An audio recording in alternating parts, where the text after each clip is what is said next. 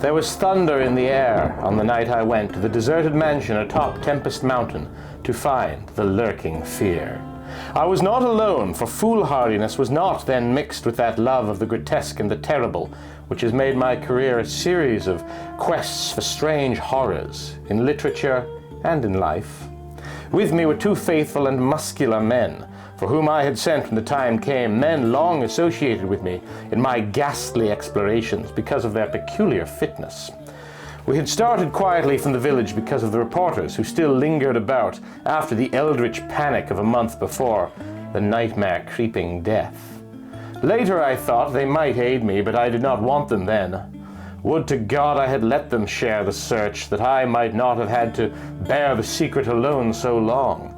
To bear it alone for fear the world would call me mad or go mad itself at the demon implications of the thing.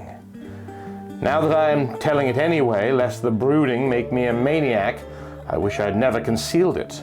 For I and I only know what manner of fear lurked on that spectral and desolate mountain. In a small motor car we covered the miles of primeval forest and hill until the wooded ascent checked it. The country bore an aspect more than usually sinister as we viewed it by night and without the accustomed crowds of investigators, so that we were often tempted to use the acetylene headlight, despite the attention it might attract. It was not a wholesome landscape after dark, and I believe I would have noticed its morbidity even had I been ignorant of the terror that stalked there. Of wild creatures there were none. They are wise when death lives close.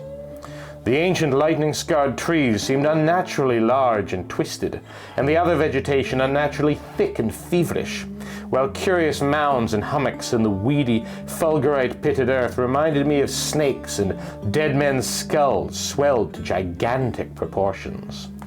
Fear had lurked on Tempest Mountain for more than a century. This I learned at once from newspaper accounts of the catastrophe which first brought the region to the world's notice. The place is a remote, lonely elevation in that part of the Catskills where Dutch civilization once feebly and transiently penetrated, leaving behind as it receded only a few ruined mansions and a degenerate squatter population inhabiting pitiful hamlets on isolated slopes. Normal beings seldom visited the locality till the state police were formed, and even now only infrequent troopers patrol it. The fear, however, is an old tradition throughout the neighboring villages, since it is a prime topic in the simple discourse of the poor mongrels who sometimes leave their valleys to trade hand-woven baskets for such primitive necessities as they cannot shoot, raise, or make. The lurking fear dwelt in the shunned and deserted Martens mansion, which crowned the high but gradual eminence whose liability to frequent thunderstorms gave it the name of Tempest Mountain. For over 100 years, the antique grove-circled stone house had been the subject of stories incredibly wild and monstrously hideous, stories of a silent, colossal, creeping death which stalked abroad in summer. With whimpering insistence, the squatters told tales of a demon which seized lone wayfarers after dark, either carrying them off or leaving them in a frightful state of gnawed dismemberment, while sometimes they whispered of blood trails toward the distant mansion. Some said the thunder called the lurking fear out of its habitation, while others said the thunder was its voice. No one outside the backwoods had believed these varying and conflicting stories with their incoherent, extravagant descriptions of the half-glimpsed fiend. Yet not a farmer or villager doubted that the Martens mansion was ghoulishly haunted. Local history forbade such a doubt, although no ghostly evidence was ever found by such investigators as had visited the building after some especially vivid tale of the squatters. Grandmothers told strange myths of the Martens spectre, myths concerning the Martens family itself, its queer hereditary dissimilarity of eyes, its long unnatural annals, and the murder which had cursed it. The terror which brought me to the scene was a sudden and portentous confirmation of the mountaineers' wildest legends. One summer night, after a thunderstorm of unprecedented violence, the countryside was aroused by a squatter stampede, which no mere delusion could create. The pitiful throngs of natives shrieked and whined of the unnameable horror which had descended upon them, and they were not doubted. They had not seen it, but had heard such cries from one of their hamlets that they knew a creeping death had come. In the morning, citizens and state troopers followed the shuddering mountaineers to the place where they said the death had come. Death was indeed there. The ground under one of the squatters' villages had caved in after a lightning stroke, destroying several of the malodorous shanties. But upon this property damage was superimposed an organic devastation which paled it to insignificance. Of a possible 75 natives who had inhabited this spot, not one living specimen was visible. The disordered earth was covered with blood and human debris, bespeaking too vividly the ravages of demon teeth and talons. Yet no visible trail led away from the carnage. That some hideous animal must be the cause, everyone quickly agreed. Nor did any tongue now revive the charge that such cryptic deaths formed merely the sordid murders common in decadent communities. That charge was revived only when about 25 of the estimated population were found missing from the dead. And even then it was hard to explain the murder of 50 by half that number. But the fact remained that on a summer night a bolt had come out of the heavens and left a dead village whose corpses were horribly mangled, chewed, and clawed. The excited countryside immediately connected the horror with the haunted Martens mansion, though the localities were over 3 miles apart. The troopers were more skeptical, including the mansion only casually in their investigations and dropping it altogether when they found it thoroughly deserted. Country and village people, however, canvassed the place with infinite care, overturning everything in the house, sounding ponds and brooks, beating down bushes and ransacking the nearby forests. All was in vain. The death that had come had left no trace save destruction itself. By the second day of the search, the affair was fully treated by the newspapers, whose reporters overran Tempest Mountain. They described it in much detail, and with many interviews to elucidate the horror's history as told by local grandams. I followed the accounts languidly at first, for I am a connoisseur in horrors. But after a week I detected an atmosphere which stirred me oddly, so that on August 5th, 1921, I registered among the reporters who crowded the hotel at Lefferts Corners, nearest village to Tempest Mountain, and acknowledged headquarters of the searchers. 3 weeks more and the dispersal of the reporters left me free to begin a terrible exploration, based on the minute inquiries and surveying with which I had meanwhile busied myself. So on this summer night, while distant thunder rumbled, I left a silent motor car and tramped with 2 armed companions up the last mound-covered reaches of Tempest Mountain, casting the beams of an electric torch on the spectral grey walls that began to appear through giant oaks ahead. In this morbid night solitude and feeble shifting illumination, the vast box-like pile displayed obscure hints of terror which day could not uncover.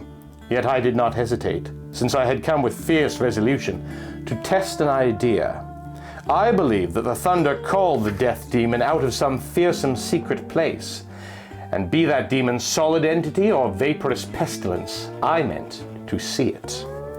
I had thoroughly searched the ruin before, hence knew my plan well, choosing as the seat of my vigil the old room of Jan Martens, whose murder looms so great in the rural legends. I felt subtly that the apartment of this ancient victim was best for my purposes.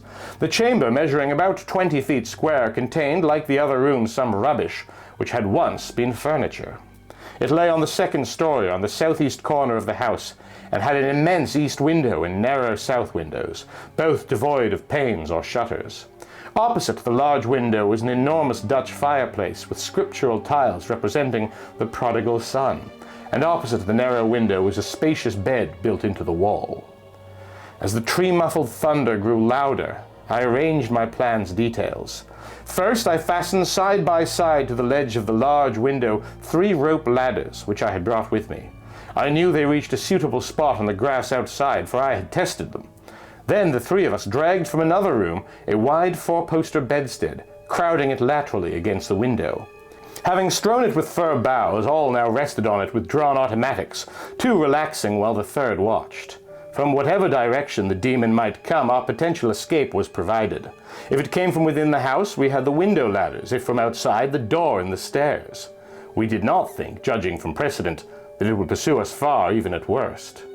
I watched from midnight to 1 o'clock, when, in spite of the sinister house, the unprotected window, and the approaching thunder and lightning, I felt singularly drowsy.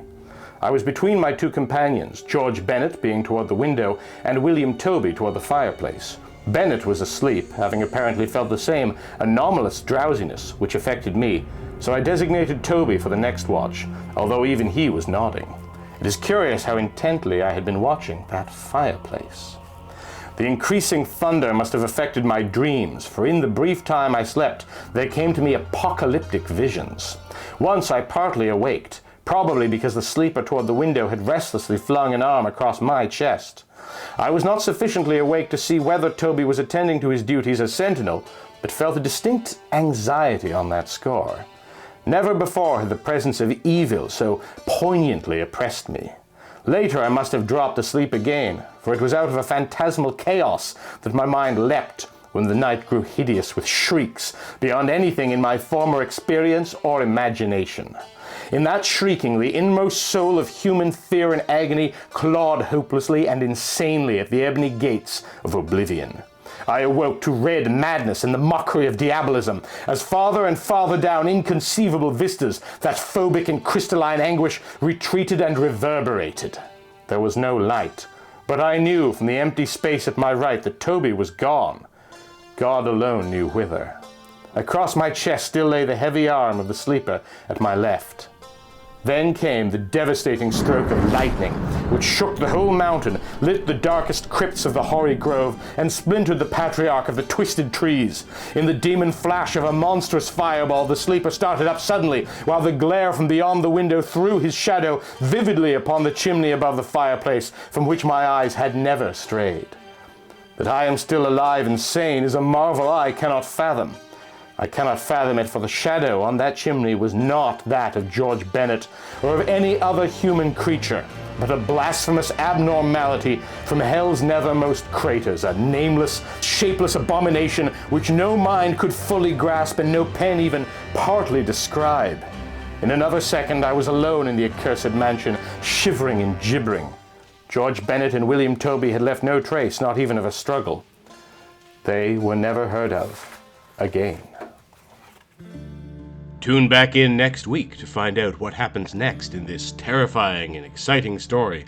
But in the meantime, if you liked it, please hit the like button, leave a comment, maybe subscribe if you haven't already, and if you really liked it, maybe consider becoming a Patreon supporter like all of these amazing people, particularly Andre D, Break System BSE, Zachary Snowden-Smith, Michael Fattori, and Zana Zira.